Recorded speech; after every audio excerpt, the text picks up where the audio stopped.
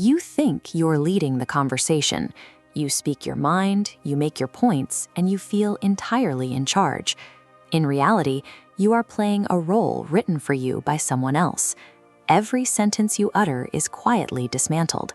The pauses you take, the inflections in your voice, and the subtle shifts in your stance are all cataloged to map your psychological vulnerabilities.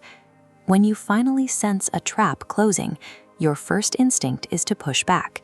You get defensive. You explain yourself. Resistance is exactly what the snare was built to catch. The fastest way out of this dynamic is not to fight the current. Instead, you turn yourself into a perfect reflection of their behavior. Stepping out of the script requires abandoning your defensive instincts. To break the strings, you hold up a psychological mirror and force the person across from you to encounter themselves. This manipulation often starts with an accommodating presence. A friendly face, a warm tone, and a sense of immediate understanding. This persona is engineered for a single purpose: to bypass your natural skepticism. Notice what happens in the schematic. As one person projects genuine emotion outward, the other person isn't actually returning it. The manipulator acts as a vacuum. They feign deep connection, but the second form absorbs it all into an internal vault. That fabricated trust is an extraction tool. Once your fears and secrets are safely stored, the manipulator weaponizes them to bind you in place. You are not a confidant. To the person sitting across from you, staring back with calculated patience, you are a cataloged asset to be exploited. Mistaking this deliberate data harvesting for genuine human connection is the vulnerability that turns individuals into permanent assets. Passive reflection is a manipulator's tool, but weaponized mirroring is an active defense. It is a method of returning fire without ever raising your voice. Human beings are wired to seek validation and predictability. When we apply pressure, we expect resistance. When we show anger, we expect a specific reaction. Depriving a manipulator of that expected reaction breaks their momentum. When they push and encounter a flawless reflection of their own tactics rather than a submissive target, they lose their anchor.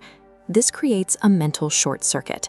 The flow of conversation stops dead and reverses entirely because the predator can no longer read their prey's emotional state. Arguing with a manipulator feeds them the data they crave. Flawless mimicry starves them of it completely. By reflecting them exactly, you strip away their primary tool. Their own need for dominance becomes the mechanism of their defeat. Executing this requires physical discipline. The first step is suppressing the urge to lean away or push back during the interaction. You duplicate their exact posture. If their arms are crossed, yours cross. If they shift their weight, you wait 2 seconds and shift yours. You match their hand placement with cold precision. Your voice follows suit. You match their tone, their pitch, and their tempo. You drain all personal emotion from your delivery. Then you use silence. When they pause, you mimic the exact duration of that pause. You let the dead air hang between you, refusing to fill the void. A sense of dread begins to wash over them.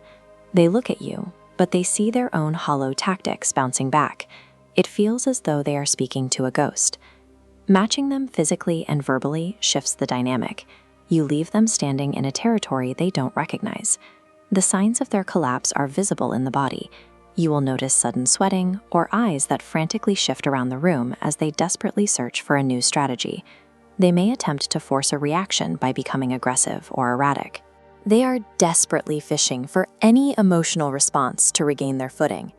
Then, the total unraveling begins. They stumble over their own words. The rigid script they use to trap others falls apart. Against a perfectly still reflection, their panic is magnified. This is the moment of realization. They understand that their primary weapon, prediction, has failed, leaving them with no data to act upon.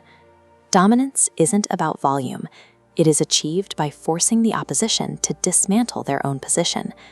Once you watch someone deeply struggle against their own reflection, you recognize the invisible mechanics of every single future conversation. The hidden architecture of the room finally becomes visible. You gain immense leverage by simply refusing to provide the expected reaction. This level of awareness comes with a finality. Once you see these dynamics, the knowledge cannot be unlearned. The door closes on your old perspective. You are left with a choice.